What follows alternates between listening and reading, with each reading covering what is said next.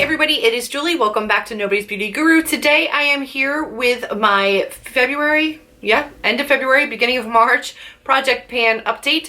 I am also going to be showing you my progress on my 1 month 1 palette, as well as introducing you to next month's palette. So let's just jump into it, shall we? I have had a lot of progress this month. A lot of things have been moved out, new things have been moved in. So first off was my primer. Last month I was using my NYX Honey Do Me Up, and I was using this mainly because I was using this in my Sweet On Project Panning Challenge, and this is done now. So that one is done. I am moving on to my NYX pore filler, which is what I was using anyway for my pore filling. And then I will also be adding in my IT Cosmetics number 50. This is a Serum Collagen Veil Anti-Aging Primer.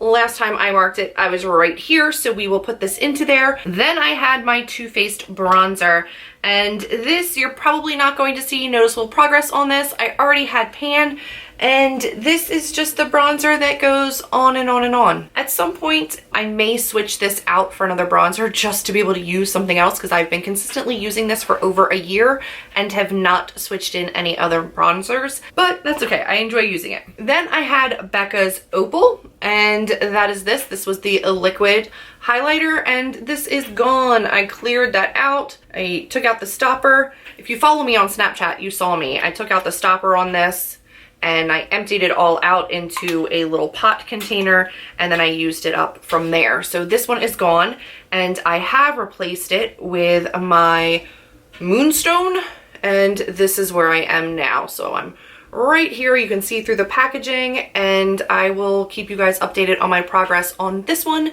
as I go. But I really like using these liquid illuminators. I mix them in with foundations. I put them on my cheekbones before I put foundation on. I use it a whole bunch of different ways, but I really do enjoy these. So that one will be added into the mix. Then I have my Stila Convertible Cheek Color, and this is what it currently looks like.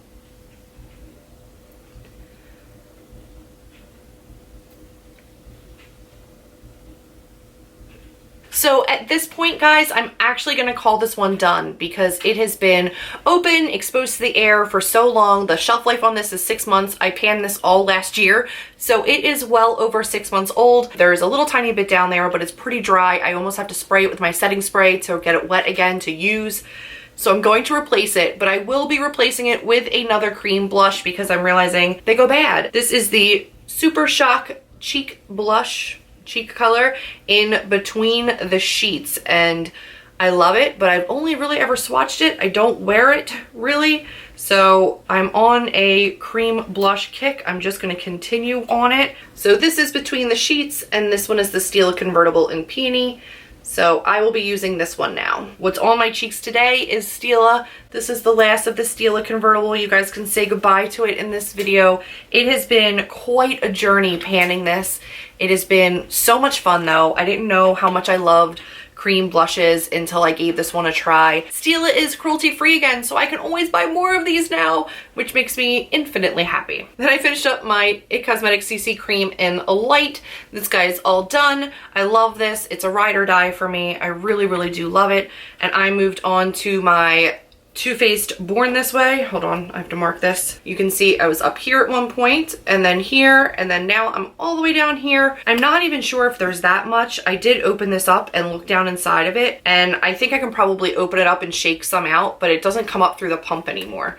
So this was laying sideways, so I'm just guesstimating that this is where it is, and I do think I have a decent amount of use still left in this, but I will have to open up the top and then dump it out onto my hand, because to use the pump, like, nothing comes out. I am excited about the progress on this. I don't love it on my face all the time. It's what I'm wearing today.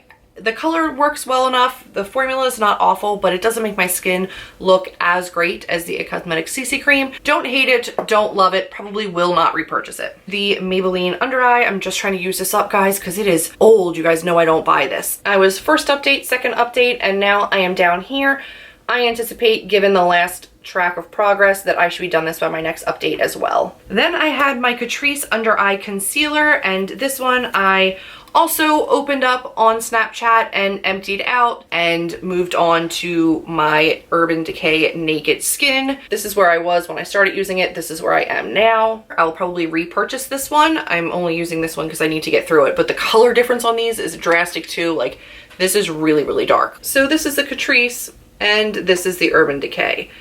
This one is very dark, no longer really a brightening, lightening under eye concealer. Next up, I have my Tarte Smooth Operator, which I did finish last time, and I filled this container with 2 of my e.l.f. under eye setting powders. So I've been using this only underneath my eyes and going through this pretty quickly. So I would anticipate this being gone by my next update as well, which is 2 full-size e.l.f. under eye setting powders, my Sexy Mama by The Balm, and this is just a setting powder. I've made considerable progress this way in the pan. My palette for the month did not have any setting powders or brow bone colors, so even though this is translucent, I would use this to set my eye primer and then go underneath my brow bone because I had nothing else. So I've been trying to work around the rim here with a smaller brush for my eyes because it's really hard to get my full-size powder brush into there. So I think I may need to repress this at some point. I'm getting there. I'm not quite there yet, but I will end up repressing this because I do like this powder, but it's getting hard to get my brush into there fully. And then I have my Opal powder, which I did repress. So this is, I don't know if you remember, but it was only around the edges. I ended up breaking that up and repressing this. It was my first time repressing a powder. Becca powders are already very, very soft, so I'm so nervous with this, but so far so good. It's holding up, and I will see how quickly I go through it again.